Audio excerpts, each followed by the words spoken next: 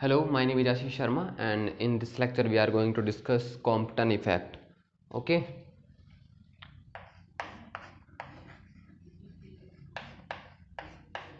Compton effect. तो ये next lecture अपना मॉडर्न फिजिक्स क्वांटम मैकेनिक्स के ऊपर, ठीक है। तो कॉम्पटन इफेक्ट क्या था कि when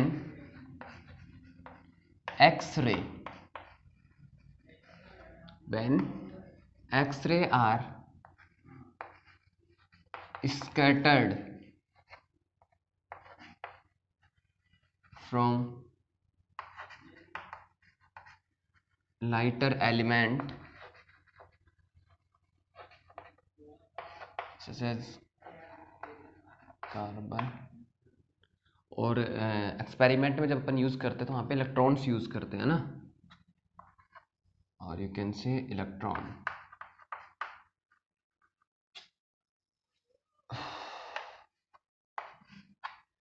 When X-ray are scattered from electrons, then intensity of scattered X-ray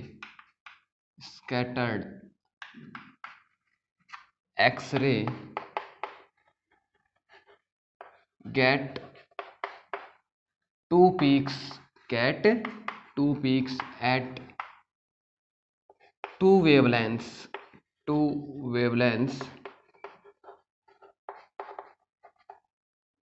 lambda and lambda prime. Here lambda is called unmodified wavelength,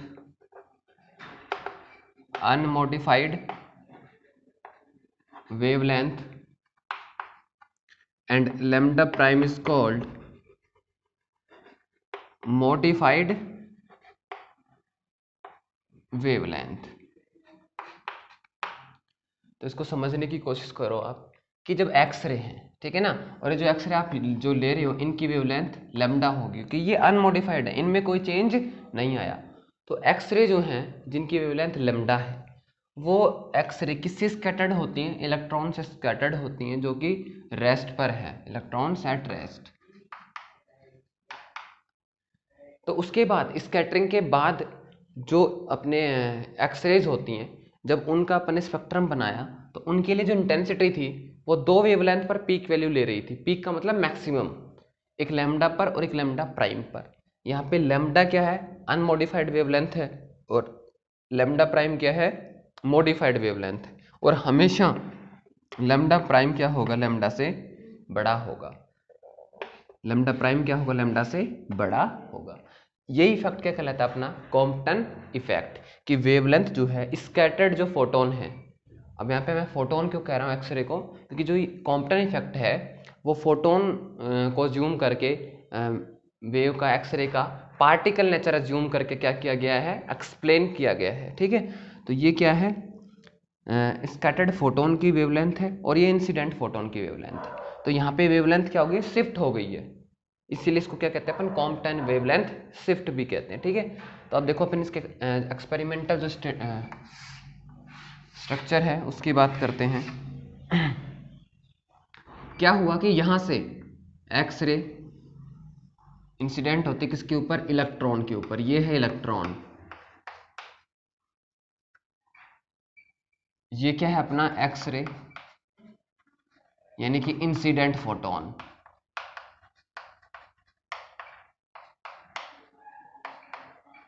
ठीक है, इंसिडेंट फोटोन है और इसकी फ्रीक्वेंसी न्यू है, तो इसकी एनर्जी कितनी हो जाएगी? एनर्जी इक्वल टू कितनी हो जाएगी? H new. और मोमेंटम कितना हो जाएगा? एच न्यू बाई सी, क्योंकि फोटोन के लिए मोमेंटम क्या लिखा जाता है? ई बाई सी। तो एनर्जी एच न्यू बाई सी, ठीक है। ये इलेक्ट्रॉन है, कहाँ पे है? रेस्ट पे है, तो उसकी काइनेटिक एनर्जी तो जीरो है, लेकिन इसके पास क्या रहेगी? इसकी rest mass energy m nought c square. यहाँ पे एम नॉट क्या है? Rest mass of electron. उसके बाद क्या होता है कि ये एक्सरे जैसे से स्कैटर्ड होती है, तो यहाँ से जो फोटोन है वो स्कैटर्ड हो गया, ये स्कैटर्ड फोटोन हो गया, क्या हो गया ये स्कैटर्ड फोटोन। आप इसको इंसिडेंट फोटोन कह रहे हो और इसको स्कैटर्ड फोटोन कह रहे हो, और जिस एंगल पे स्कैटर्ड हुआ उस एंगल को मैं मान लेता हूँ फाई, और यहाँ से जो इलेक्ट्रॉन है ये भी रिकॉइल हो गया है, तो ये आ गया, जैसे मान लो यहाँ ये क्या है रिकॉइल्ड इलेक्ट्रॉन, रिकॉइल्ड इलेक्ट्रॉन। ये कितने एंगल पे रिकॉइल हुआ थीटा पे। ये आपको ध्यान रखना है कि मैं कैलकुलेशन के अंदर फाई क्या ले रहा हूँ स्कैटर्ड फोटन का एंगल ले रहा हूँ, और थीटा क्या ले रहा हूँ थीटा रिकॉइल्ड इलेक्ट्रॉन का एंगल ले रहा हूँ कि रिकॉइल कितने एंगल पे हुआ। कई बार क्वेश्चन के अंदर ये उल्टा दे देता है, फोटोन के लिए थीटा इलेक्ट्रॉन के लिए फाई। तो आपको जो फॉर्मूले जो आप डायरेक्ट रिमेंबर करो याद करो, उसके अंदर ये भी याद रखना कि फाई क्या है और थीटा क्या है, मतलब किसका एंगल है, किन के बीच का एंगल है। क्लियर है, ठीक है। तो जो स्कैटर्ड फोटोन है उसकी एनर्जी होगी एच न्यू प्राइम, क्योंकि ये कितनी फ्रीक्वेंसी से स्कैटर्ड हुआ न्यू प्राइम से, ठीक है। अच्छा, तो इसका मोमेंटम ये तो हो गई एनर्जी ई प्राइम कह देता हूं मैं, और इसका मोमेंटम पी प्राइम कितना लिख दूं H nu prime upon C. कितना हो गया momentum H nu prime upon C. और जो रिकॉइल्ड इलेक्ट्रॉन है इसकी एनर्जी कितनी हो गई एम सी स्क्वायर, क्योंकि आइंस्टाइन के रिलेशन से अपन टोटल एनर्जी कैसे लिखते हैं एम सी स्क्वायर। यहाँ पे एम क्या है मूविंग मास, कौन सा मास है मूविंग मास। अदरवाइज आप इसको ऐसे लिख सकते हो kinetic energy plus rest mass energy, kinetic energy of recoiled electron plus rest mass energy, total मिला के ई ई। यहाँ पे क्या बता रहा है इलेक्ट्रॉन की एनर्जी को बता रहा है आफ्टर कोलिजन, किसके बराबर है ये एम सी स्क्वायर के। क्लियर है, चलो तो ये आपको समझ में आ गया हो क्या रहा है। एक फोटोन आया जो एक रेस्ट पे रुका हुआ इलेक्ट्रॉन था, रुका हुआ था, तो उसकी energy m nought c square, सिर्फ रेस्ट मास एनर्जी। मोमेंटम कैसे निकालेंगे फोटोन का, एनर्जी एच न्यू है, इंसिडेंट फोटोन की फ्रीक्वेंसी न्यू प्राइम है, और स्कैटर्ड फोटोन की न्यू प्राइम है। अच्छा, ये न्यू डैश और न्यू प्राइम जब रीड करते हैं तो न्यू प्राइम रीड करते हैं भाई, ठीक है ना, डैश नहीं बोलते हैं, डैश तो अपन ने यहाँ राजस्थान में बोलते हैं। ये क्या होता है न्यू प्राइम, प्राइम रीड करते हैं इसको। तो ये क्या हो गया E equals to H nu, P equals to momentum कैसे देते हैं energy upon speed of light, तो एनर्जी कितनी एच न्यू बाई सी। ये रिलेशन सिर्फ फोटोन के लिए यूज किया जाता है भाई, किसके लिए यूज किया जाता है फोटोन के लिए, है ना। हाँ, तो देखो अब, तो ये कितने एंगल पे स्कैटर्ड हो गया फोटोन फाई पे और इलेक्ट्रॉन थीटा पे। इलेक्ट्रॉन की total energy m c square, total energy क्या होगी kinetic energy plus rest mass energy. अच्छा, अब रेस्ट मास एनर्जी तो उसके पास पहले से भी थी, तो ये काइनेटिक एनर्जी इसने किसने दे दी इसको। यहां देखो लैम्डा प्राइम बड़ा है लैम्डा से, और अपने को पता है लैम्डा क्या होता है सी अपॉन न्यू। इसका मतलब क्या हो गया कि न्यू प्राइम छोटा होगा, इसका मतलब क्या हुआ कि न्यू प्राइम छोटा होगा। अरे इन्वर्सली प्रोपोर्शनल है ना, इसका मतलब जो स्कैटर्ड फोटोन है उसकी फ्रीक्वेंसी कम है, मतलब उसकी ऊर्जा कम है, उसकी एनर्जी कम है। यहाँ एनर्जी ज़्यादा है, यहाँ कम है, तो एनर्जी कहाँ चली गई, एनर्जी कंजर्वेशन लॉ लगेगा। मतलब जो इसकी एनर्जी कम हुई है वो एनर्जी किसको मिल गई है, इस इलेक्ट्रॉन को मिल गई है in the form of kinetic energy. तो kinetic energy of recoiled electron कितनी है, kinetic energy of recoiled electron कितनी है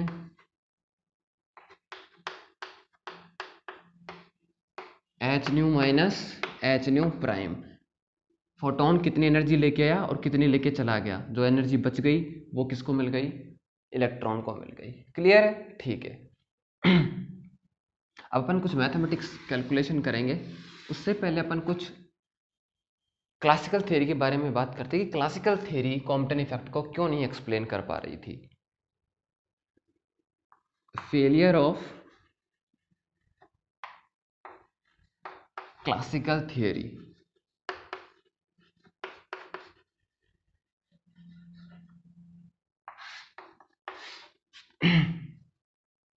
तो देखो क्लासिकल थ्योरी के फेल होने की वजह देखो आप कि क्लासिकल थ्योरीज के बारे में क्या कहना चाह रही थी और एक्सपेरिमेंट के ऑब्जर्वेशन से रिजल्ट क्या आ रहा था। According to the classical theory, energy of X-ray photon is very high since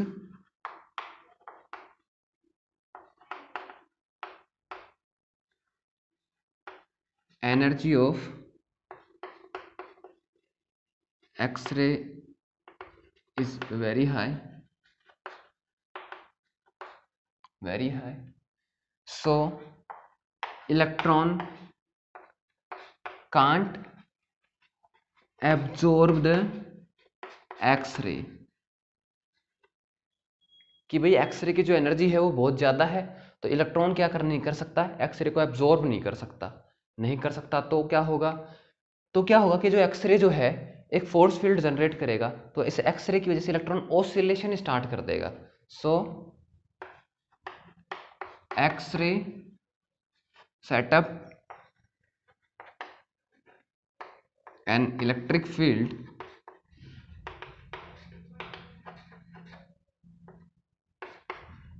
to make oscillate electron. तो इसने क्या किया, एक्सरे को एब्जॉर्ब तो नहीं किया, लेकिन एक्सरे की जो एनर्जी थी उसकी वजह से, एक्सरे क्या है, ईएम वेव रेडिएशन है, इलेक्ट्रोमैग्नेटिक वेव है, तो वो एक फील्ड जनरेट करेगा और उसकी वजह से इलेक्ट्रॉन क्या करने लग जाएगा, ऑसिलेशन करने लग जाएगा। क्या करने लग जाएगा, ऑसिलेशन करने लग जाएगा। अब ऑसिलेशन किससे करेगा, किस फ्रीक्वेंसी से करेगा, सेम फ्रीक्वेंसी से जिस फ्रीक्वेंसी से एक्सरे आया है। Electron oscillate with same frequency as frequency of incident X-ray,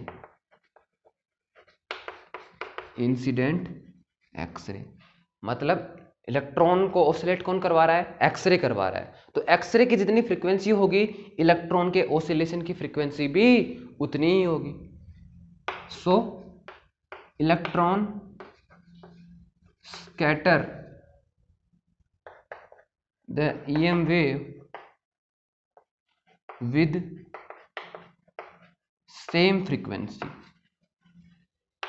तो ऑसिलेशन की वजह से जो इलेक्ट्रॉन जो इमिट करेगा रेडिएशन, वो किस फ्रीक्वेंसी का होगा, उसी सेम फ्रीक्वेंसी का होगा। किसका, जिससे वो ऑसिलेशन कर रहा है।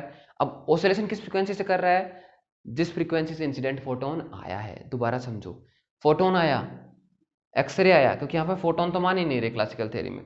एक्सरे की फ्रीक्वेंसी न्यू, इलेक्ट्रॉन ऑसिलेट करेगा फ्रीक्वेंसी न्यू से, तो जिस फ्रीक्वेंसी से वो ऑसिलेट कर रहा है उसी फ्रीक्वेंसी का क्या कर देगा, रेडिएशन इमिट कर देगा, स्कैटर कर देगा। बट एक्सपेरिमेंटली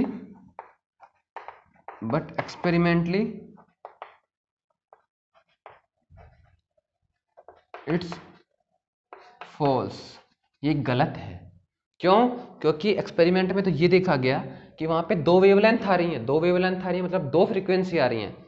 एक फ्रीक्वेंसी न्यू प्राइम और आ रही है मॉडिफाइड, तो ये तो क्लासिकल थ्योरी नहीं बता रही। दूसरा चीज क्लासिकल थ्योरी की क्या कमी रही है यहाँ पे, कि according to the classical theory, यहां लिख देता हूं मैं second, according to classical theory, intensity of scattered radiation, मान लो आई मान लेता हूं मैं, मस्ट बी प्रोपोर्शनल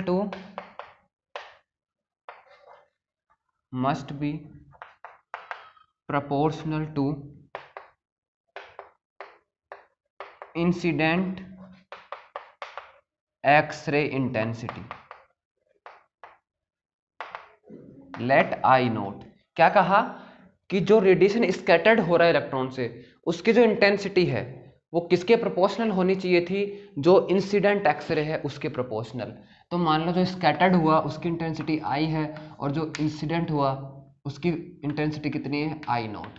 तो एक ये रिलेशन सेटिस्फाई होना चाहिए था क्लासिकल के अकॉर्डिंग, लेकिन एक्सपेरिमेंटली ये भी गलत निकला। जो एक्सपेरिमेंटल ग्राफ थे वो किस तरीके के थे वो बनाते हैं अपन। तो मैं ये मिटा लेता हूँ।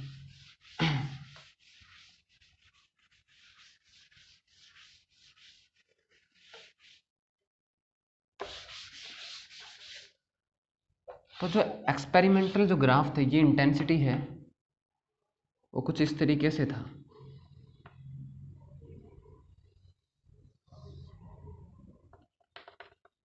ये लेमडा है और ये लेमडा प्राइम है।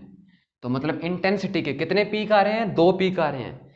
एक लेमडा पे, लेमडा किसका वेवलेंथ है? स्कैटर्ड, सॉरी, इंसिडेंट एक्सरे का। लेमडा प्राइम किसका है? स्कैटर्ड का। तो देखो 2 अलग अलग वेवलेंथ आ रही हैं जिन पे 2 अलग अलग पीक आ रही हैं। जबकि क्लासिकल क्या कह रही थी कि जो स्कैटर्ड हो रही है उसकी वेवलेंथ भी यही होनी चाहिए थी, उसकी फ्रीक्वेंसी भी वही होनी चाहिए थी जो इंसिडेंट एक्सरे की है। तो यहाँ से ये पता चल गया कि भैया ये तो गलत है। क्या गलत है? जो अपनी थ्योरी है, क्लासिकल थ्योरी, ये गलत है और इससे यहाँ काम नहीं चलेगा। ठीक है। अच्छा, अब एक और ध्यान रखना, जैसे ये मान लो किसी भी एंगल पे है, स्कैटर्ड एंगल कितना है फोटोन का? 5। जैसे मैं इसको मान लेता हूँ, suppose that this is on 45 degree.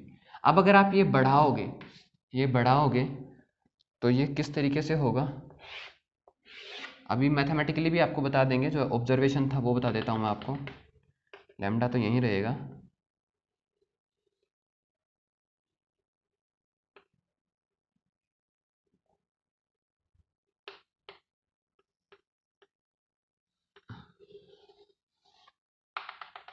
Lambda prime देखो आगे चला गया है, suppose that this is 5 equals to 135 degree.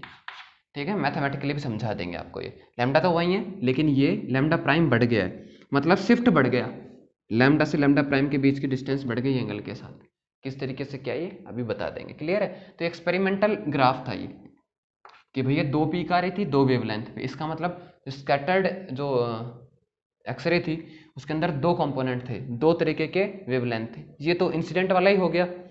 चलो ठीक है, ये तो किस वजह से है कि हो सकता है किसी ने इंटरेक्शन ना किया हो। ये किसकी वजह से है? इंटरेक्शन की वजह से, स्कैटरिंग की वजह से। ठीक है, और ये वेवलेंथ हमेशा ज़्यादा होगी। वेवलेंथ ज़्यादा होगी तो स्कैटर्ड फ्रीक्वेंसी कम होगी। क्लियर है? कम होगी तो मतलब यहाँ पे एनर्जी का लॉस हो रहा है। वो एनर्जी किसको जा रही है? इलेक्ट्रॉन को जा रही है। ठीक है, तो क्लासिकल थ्योरी कैसे फ्लो अप हुई ये अपने को पता चल गया। अब अपन बात करते हैं कि क्वांटम थ्योरी में ये किस तरीके से फिट बैठता है और क्वांटम थ्योरी ने क्या जम्पशंस किए। तो क्वांटम थ्योरी के अकॉर्डिंग एनर्जी कंटिन्यूस है और ईएम वेव को क्या मानते हैं अपन? एनर्जी का सॉरी, ईएम वेव को अपन क्या मानते हैं? एक फोटोन की तरह ट्रीट करते हैं। फोटोन क्या है?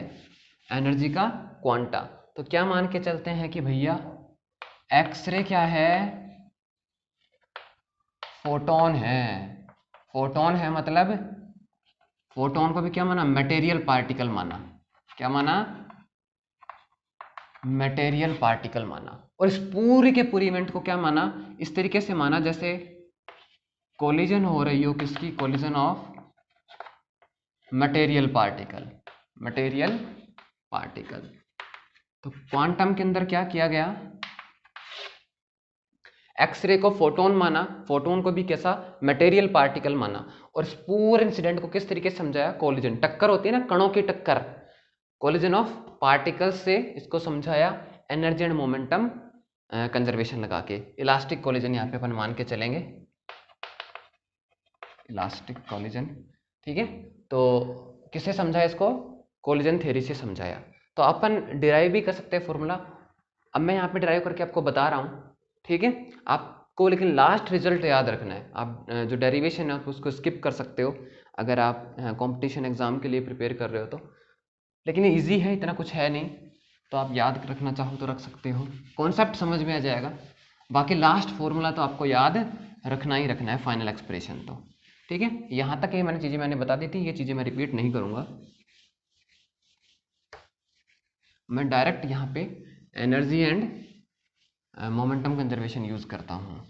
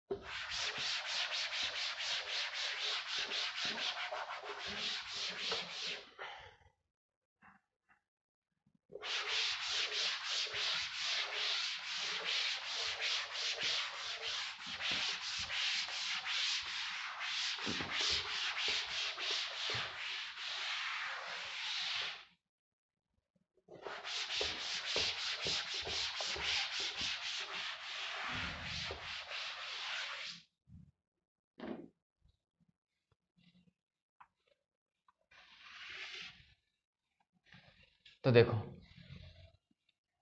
फ्रॉम एनर्जी कंजर्वेशन,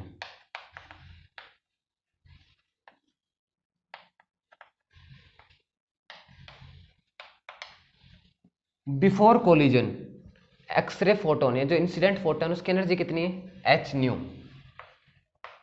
ठीक है। अच्छा, इलेक्ट्रॉन की एनर्जी कितनी थी, m nought c square.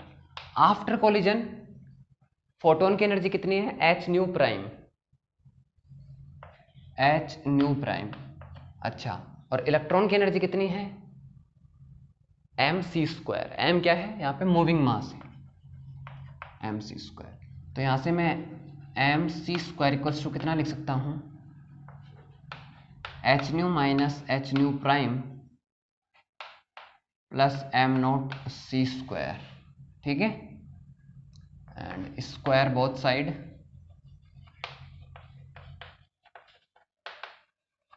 so this is going to be m square c4 equals to h new minus nu prime plus m not c square का whole square. Clear है? Let equation first. Now use momentum conservation.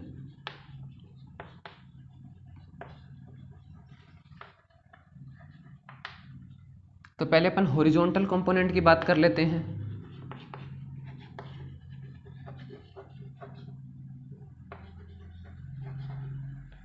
तो देखो, momentum photon का horizontally है, कितना है, H nu upon सी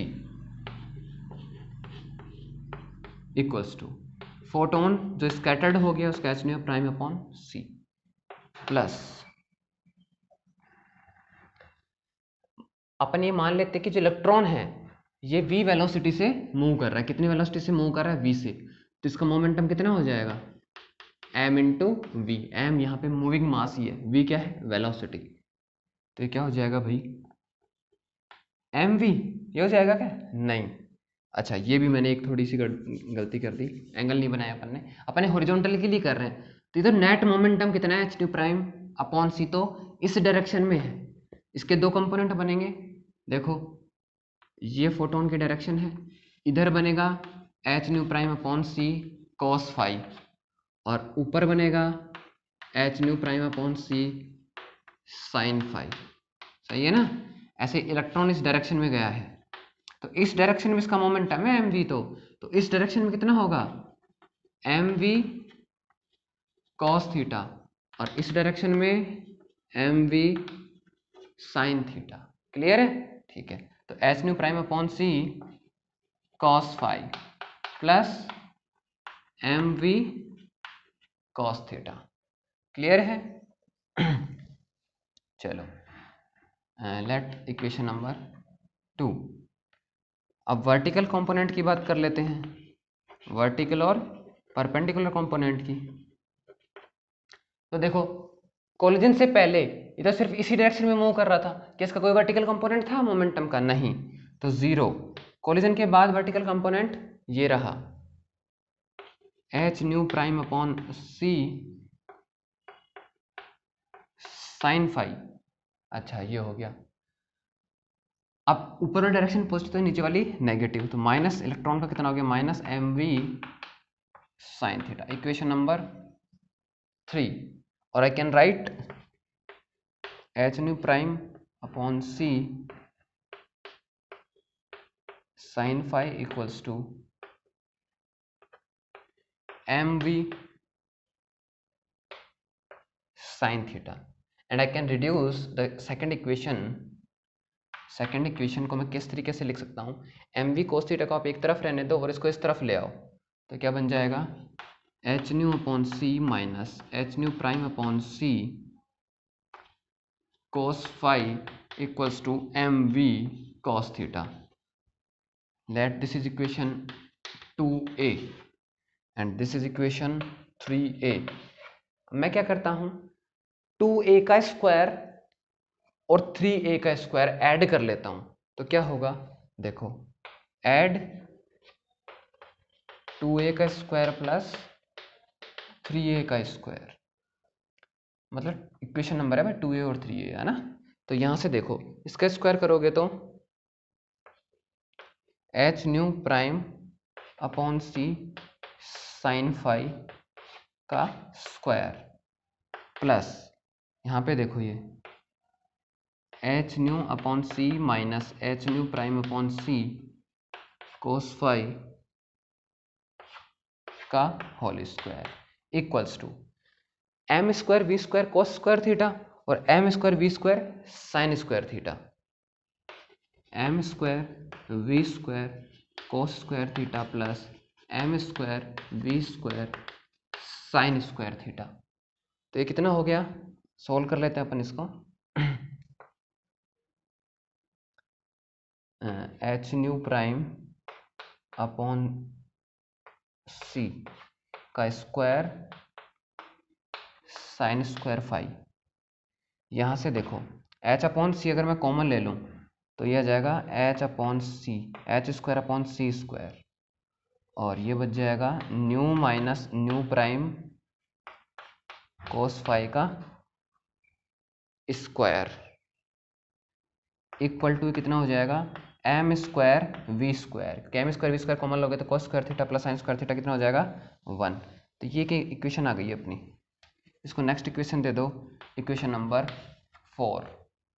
तो यहाँ तक अगर कोई आपको डाउट है तो आप बताओ, इक्वेशन 4 तक, ठीक है। ठीक है, अब मैं क्या करता हूँ, ये रीजन जो है साफ कर लेता हूँ।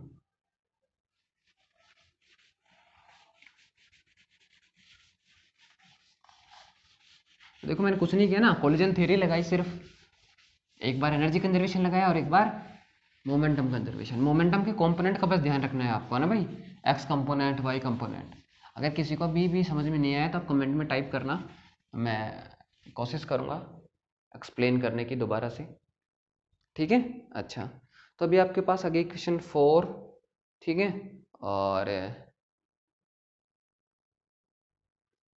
ये रहा अपने पास इक्वेशन फर्स्ट, ठीक है। तो क्या कर सकते हैं अपन, देखो एक बार आगे इसको इसी को और आगे सोल्व कर लेते हैं पहले, उसके बाद देखते हैं। तो यहाँ पे ये कितना हो जाएगा, एच स्क्वायर सी square nu prime square sine square phi, ये कितना हो जाएगा, प्लस एच स्क्वायर सी स्क्वायर, अच्छा ए माइनस बी का स्क्वायर लग जाएगा इसमें, ए माइनस बी का होल स्क्वायर, तो कितना आएगा nu square plus H square सी स्क्वायर, बी स्क्वायर में कितना आएगा nu prime square cos square phi minus 2ab, तो एच स्क्वायर अपॉन सी स्क्वायर तो एज इट इज, और 2 ए कितना है न्यू, बी कितना है न्यू प्राइम कोस फाई, तो 2 nu nu prime cos phi and this is equals to M square we square, ठीक है। ठीक है, तो यहाँ पे देखो सभी टर्म्स के अंदर क्या सी स्क्वायर है, तो मैं सी स्क्वायर को उधर ले जाता हूँ, तो ये टर्म बन जाएगी, और एच स्क्वायर कॉमन ले लेता हूँ, तो ये बन गया nu prime square sine square phi plus nu square plus nu prime square cos square phi minus 2 nu prime cos phi equals to M square we square C square, ठीक है। अच्छा, ये टर्म और ये टर्म, इनमें new prime square common लोगे तो sine square phi plus cos square phi 1 हो जाएगा, तो ये आ गया h square nu prime square plus nu square minus 2 nu prime cos phi equals to M square we square C square, and this is equation 5. This is equation 5. Now subtract equation 5 from equation 1. Equation 1 में से मैं subtract कर देता हूँ. तो देखो इस term में से ये घटा देता हूँ और इस वाले टर्म में से ये घटा लेता हूँ मैं. तो कैसे आएगा? नाउ सब्सट्रैक्ट इक्वेशन 5 सब्सट्रैक्ट कर रहा हूँ. तो देखो m square C four minus m square we square C square. ऐसे कन्फ्यूज मत हो जाना कि इस टर्म में से तो यही टर्म घटाऊंगा. बात वही है, ट्रांसफर कर लेंगे फिर, है ना. हाँ, तो इस टर्म में से मैंने ये टर्म घटा लिया और इसमें से ये घटा लिया. तो ये आ गया कितना? अच्छा, इसको भी सोल्व करना चाहो तो कर लेते हैं अपन. H square nu minus nu prime का होल स्क्वायर, ठीक है, प्लस एम नोट स्क्वायर सी four plus 2 H nu minus nu prime M nought C square. कैसे? देखो ये पूरी टर्म ए, ये पूरी टर्म बी. तो ए का स्क्वायर मतलब H square nu minus nu prime का स्क्वायर प्लस बी का स्क्वायर एम नोट स्क्वायर सी फोर प्लस 2ab. तो 2 ए की वैल्यू और बी की वैल्यू. क्लियर है? और माइनस क्या करना है इसके अंदर से? ये वाली term H square nu prime square plus nu square minus 2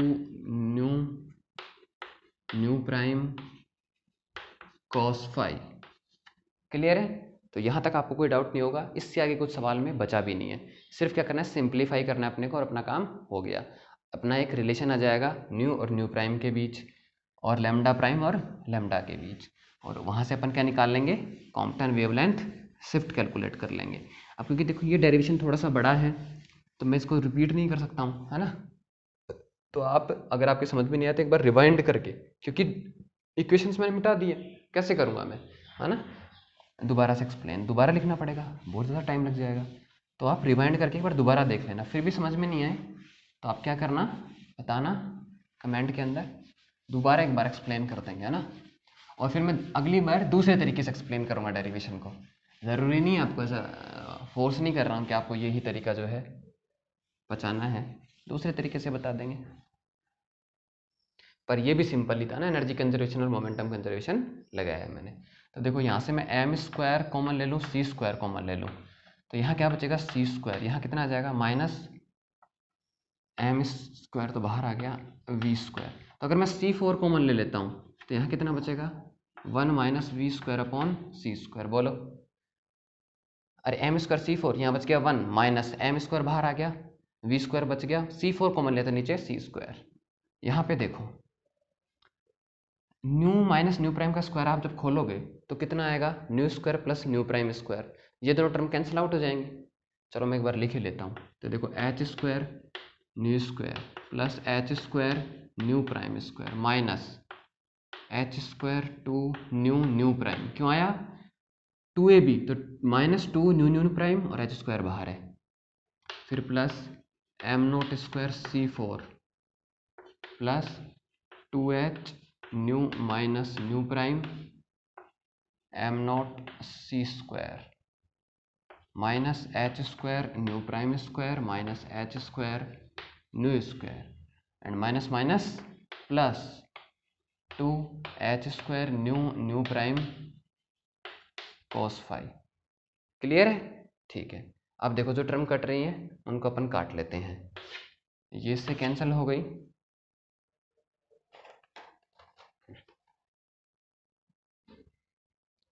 sorry ये न्यू स्क्वायर था, ये इससे कैंसिल हो गया ना. ऐसे ये न्यू प्राइम से और न्यू वाली से. ठीक है. और कुछ कैंसिल हो रहा है?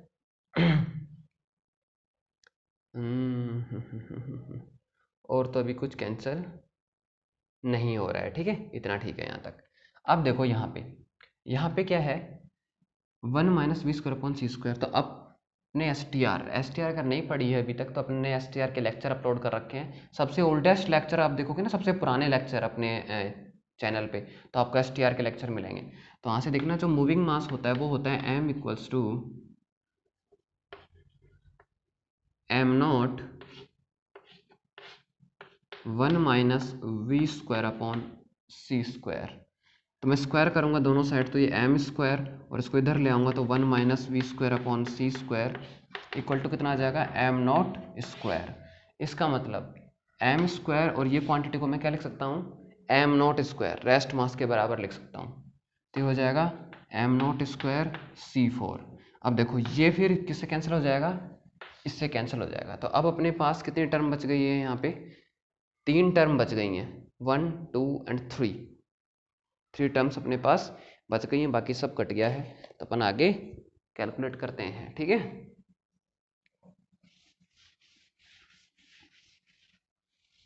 इस तरफ कितना हो गया 0 0।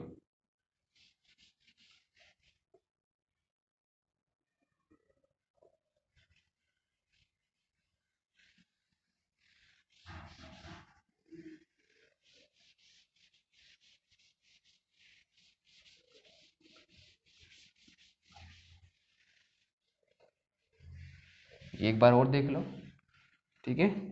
m मूविंग मास है, m0 रेस्ट मास है, v क्या है, वो जो मास है वो किस वेलोसिटी से मूव कर रहा है, c क्या स्पीड ऑफ लाइट।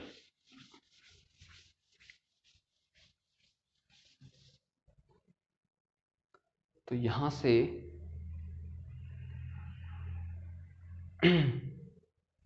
-2h², ये दिख नहीं रहा होगा, let me clear the board first.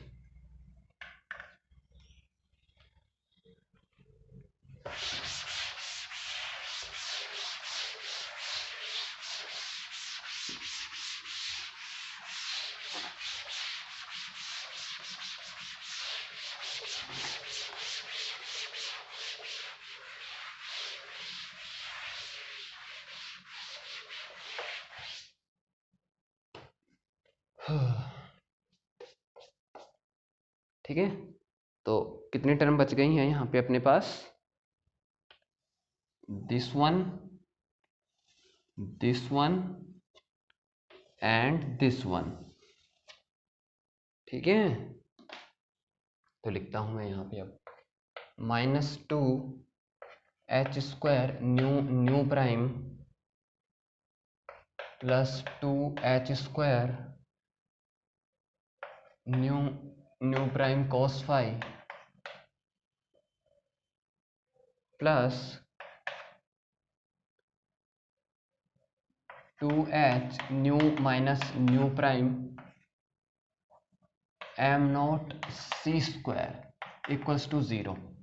तो मैं इन दोनों टर्म को इक्वल्स टू के दूसरी साइड ले जाता हूँ, तो ये नेगेटिव तो पॉजिटिव हो जाएगा और पॉजिटिव नेगेटिव, तो ये हो जाएगा 2h nu minus nu prime m0 c²।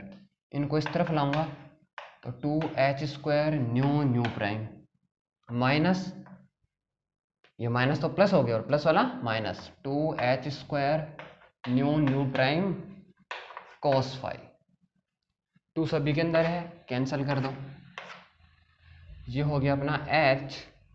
अच्छा देखो अब h की भी सिंगल h है, यहाँ पे स्क्वायर है, तो ये भी कैंसिल कर दो। तो ये बच गया यहाँ पे nu minus nu prime m0 c² equals to h nu prime 1 minus cos phi. Clear है, ठीक है। तो यहाँ न्यू माइनस न्यू प्राइम, इस न्यू प्राइम को मैं यहाँ डिनोमिनेटर में ले आता हूँ और इस m0 c² को इधर ले जाता हूँ, 1 माइनस cos फाई। क्लियर है। अच्छा इसको आप क्या लिख सकते हो, nu upon nu prime minus nu prime upon nu prime equals to h upon m0 c² 1 minus cos phi. तो ये कैंसिल हो गया, ये आ गया 1 upon nu prime upon 1 upon nu prime से न्यू प्राइम कैंसिल हो गया, तो 1 अपॉन न्यू। एक तो ये रिलेशन भी आप चाहो तो याद रख सकते हो,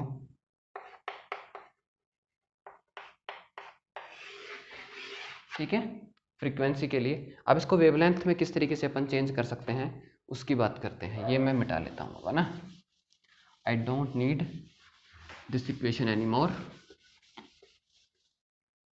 हाँ, तो देखो यहाँ पे एम नॉट सी स्क्वायर है, तो या तो आप पूरी इक्वेशन को सी से मल्टीप्लाई कर लो, ऐसा कर लो। तो पूरी इक्वेशन को करोगे तो C upon nu prime minus C upon nu equals to, इसका एक सी कैंसिल हो जाएगा तो ये बच जाएगा H upon m nought c और 1 minus cos phi, c upon nu prime lambda prime minus सी upon nu lambda, h upon m nought c 1 minus cos phi.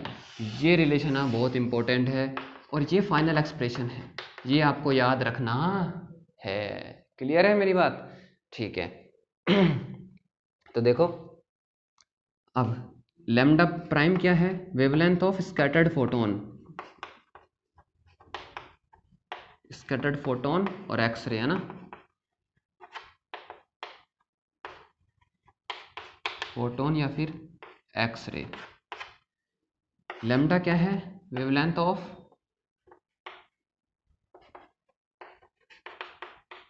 Incident photon और एक्सरे। फाई क्या है यहाँ पे? Scattering angle. किसका scattering angle? Of photon. ध्यान रखना, कई बार exam में क्या होता है, क्वेश्चन होता है, डायग्राम बनाया जाता है कॉम्पटन इफेक्ट का, और उसके अंदर फाई को क्या ले लिया जाता है? इलेक्ट्रॉन का रिकॉइल्ड एंगल ले लिया जाता है, और फोटोन के लिए थीटा यूज कर लेते हैं। तो ऐसे केस में आप गलती कर देते हो क्योंकि आपको याद रहता है फाई। तो ध्यान रखना फाई क्या है यहाँ पे। तो लैम्डा प्राइम बड़ा होगा लैम्डा से, तो इसको मैं लिख देता हूँ डेल्टा लैम्डा। अब देखो 1 डायमेंशनलेस क्वांटिटी है और एंगल ऑफ कोस ये भी क्या होगा? डायमेंशनलेस क्वांटिटी होगा। तो ये जो है एच अपॉन एम नॉट सी, इसके अंदर क्या है? देखो Planck constant, rest mass of electron, speed of light, सारी चीज़ें कांस्टेंट हैं, तो ये कांस्टेंट रहेगा। तो इसको नाम दे दिया गया क्या? Compton wavelength. और कॉम्पटन वेवलेंथ क्यों कहा? क्योंकि इसकी जो यूनिट है वो वेवलेंथ जैसी है। अरे भाई ये क्वांटिटी तो यूनिटलेस है तो मतलब ये लैम्डा है, तो ये भी लैम्डा जैसी ही यूनिट है इसकी, तो इसको कॉम्पटन वेवलेंथ कह दिया। Delta lambda equals to lambda c 1 minus cos phi. और लैम्डा सी आप कैलकुलेट करके देखना, आपका ये होमवर्क है। एच प्लांक कांस्टेंट की value 6.626 into 10⁻⁻34 joule into second. M nought rest mass of electron, ठीक है, और c is speed of light. तो ये जब आप कैलकुलेट करोगे तो जो लैम्डा सी आएगा वो आएगा आपका 0.0242 एंगस्ट्रम। याद कर लेना भाई ये, स्पेशली गेट और जैम वाले बच्चे, क्योंकि कई बार इसकी वैल्यू देता नहीं है एग्जाम में। नेट में तो शायद आ जाएगी, आपके जेस्ट में भी आ जाएगी, टीफर में भी आ जाएगी, लेकिन कई बार जैम में इसमें थोड़ा गड़बड़ कर देता है ये। तो ये याद कर लो, लैम्डा सी कितना होता है? 0.0242 एंगस्ट्रम। एंगस्ट्रम का मतलब 10⁻⁻10 मीटर। 1 एंगस्ट्रम का मतलब 10⁻⁻10 मीटर। ठीक है, तो देखो अब ये मैक्सिमम कब होगा? इसको क्या बोलते हैं? Compton wavelength shift. Compton wavelength shift. तो ये मैक्सिमम कब आएगा? जब कोस फाई की वैल्यू -1 होगी, क्योंकि जब नेगेटिव होगी तो जुड़ेगा, क्योंकि नेगेटिव साइन है तो बढ़ाएगा, और नेगेटिव में वैल्यू कोस की कितनी सकती है मैक्सिमम? -1। -1 कितने पे होती है? 180 डिग्री पे। तो 4 phi equal to 180 degree, 180 degree maximum shift. और मैक्सिमम शिफ्ट कितना होता है? Delta lambda equals to 1 minus cos 180। Cos 180 is -1, 1 -1 का मतलब 2 लैम्डा सी, मतलब इसका डबल। इससे ज़्यादा वेवलेंथ शिफ्ट नहीं हो सकती, ये मैक्सिमम हो गई लिमिट। क्लियर है? तो आपको ये फॉर्मूला याद रखना है, आप चाहो तो ये वाला फॉर्मूला भी याद रख सकते हो। ठीक है, अच्छा, इस क्वांटिटी को h upon m nought c square को एल्फा से डिनोट किया जाता है। अगर आप कुछ बुक्स में देखोगे तो किससे डिनोट किया जाता है? एल्फा से। क्लियर है? अब ये तो हो गए। अब अपन कई बार क्या पूछ लिया जाता है? रिकॉइल्ड कोइल, जो रिकॉइल्ड इलेक्ट्रॉन है उसकी एनर्जी पूछ ली जाती है। तो ईमानदार से बताना कि रिकॉइल्ड इलेक्ट्रॉन की एनर्जी कैसे बताओगे? बताओ। अरे आपके पास लैम्डा है, लैम्डा प्राइम आ जाएगा इस फॉर्मूले से, मतलब आपके पास लैम्डा भी है, लैम्डा प्राइम भी है। इसका मतलब आपके पास न्यू भी है और न्यू प्राइम भी है। न्यू प्राइम क्या है? स्कैटर्ड फोटोन की फ्रीक्वेंसी। तो एनर्जी ऑफ रिकॉइल्ड इलेक्ट्रॉन क्या होगी?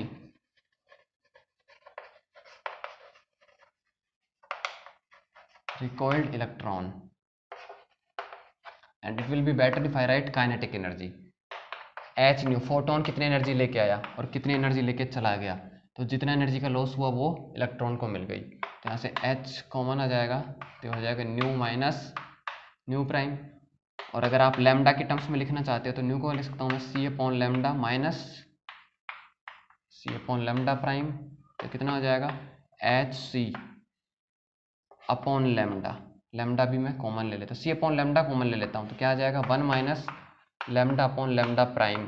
तो ये वाला फॉर्मूला मुझे याद है, आप भी ये फॉर्मूला याद कर लो। इसके अलावा जो फॉर्मूले आपको मिलेंगे, अगर आपके पास किसी कोचिंग इंस्टीट्यूट के मटेरियल वगैरह है तो मैं वो भी लिखवा देता हूँ अभी, लेकिन ये फॉर्मूला ज़्यादा बेटर है, याद करना आसान है इसको, है ना? हाँ, और देखो भूल भी जाते हो तो तुरंत इसे निकाल सकते हो। क्लियर है? और वैसे आपको फॉर्मूला जो है ये मिलेगा, kinetic energy equals to H nu. अच्छा, इसको मैं क्या लिख सकता हूँ आगे?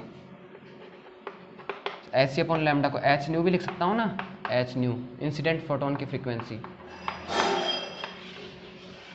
ये क्या हो गई? इंसिडेंट फोटोन की एनर्जी हो गई, तो यहाँ से आप डायरेक्ट कर सकते हो। ठीक है? अच्छा, और जो फॉर्मूले मिलेंगे वो मिलेंगे h nu alpha 1 minus cos phi divided by, let me see, 1 plus alpha 1 minus cos phi. अब देखो ये फॉर्मूला याद करने में पहाड़ जैसा लगता है, ठीक है? और यहाँ पे अल्फा कितना होता है? H upon m nought c square. So this is better, I remember this one, you also can remember this one, and you can easily check that both formulas are same। जैसे आप value रखोगे, अरे ये क्या हो गया यहाँ पे? लैम्डा प्राइम माइनस लैम्डा, तो जैसे आप ये लैम्डा प्राइम माइनस लैम्डा की ये वैल्यू रखोगे ना, तो ये फॉर्मूला आ जाएगा। आप सोच रहे चमत्कार होगा, ये तो किसी चमत्कार करके आया ये फॉर्मूला, ना ना ना ना, lambda prime minus lambda upon lambda prime. तो जैसे ही आप लैम्डा प्राइम माइनस लैम्डा की ये वैल्यू उठा के यहाँ पे चिपकाओगे तो यही फॉर्मूला आ जाएगा आपका। ठीक है? ऐसे ही अगर स्कैटर्ड इलेक्ट्रॉन, यानी कि इलेक्ट्रॉन कितने एंगल पे जो है रिकॉइल हुआ है, उसका फॉर्मूला पूछ लेता है, तो मैं वो भी बता देता हूँ आपको। और वो होता है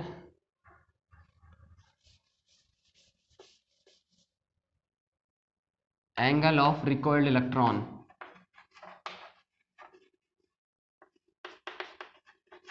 जो अपनी इक्वेशन आई थी जब अपन ने मोमेंटम के कंपोनेंट बनाए थे, तो वहाँ पे इजीली आप वहाँ से निकाल सकते हो उन इक्वेशन से। एंगल ऑफ रिकॉइल्ड इलेक्ट्रॉन हो जाएगा tan theta equals to sine phi divided by lambda prime upon lambda minus cos phi. ठीक है?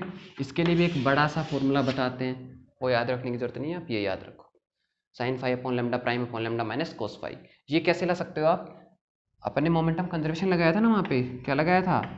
H nu upon C equals to H nu prime upon C cos phi plus M V cos theta. और दूसरा क्या लगाया था? 0 equals to H nu prime upon C sine phi plus M we sine theta. तो इन दोनों equation को, इसको इधर ले आना, इसको इधर ले आना, और फिर एम वी साइन थीटा में एम वी कोस थीटा का भाग लगा देना, तो इस तरफ टेन थीटा बन जाएगा, इस तरफ फॉर्मूला जब आप रिड्यूस करोगे तो ये फॉर्मूला आ जाएगा। आया नहीं आया समझ में? अरे इसको इस तरफ ले आओ, ले आए, और लाने के बाद इसको इस तरफ ले आओ, इस इक्वेशन में इसका भाग लगा दो, तो एम वी से एम वी कट जाएगा, टेन थीटा बच जाएगा एक तरफ तो, और दूसरी साइड को सोल्व करोगे तो फॉर्मूला बन जाएगा, है ना? बना के देख लेना, बन जाएगा भाई, है ना? नहीं बने तो मेरे को बताना, मैं अगले लेक्चर में आपको बना के बता दूंगा। ठीक है?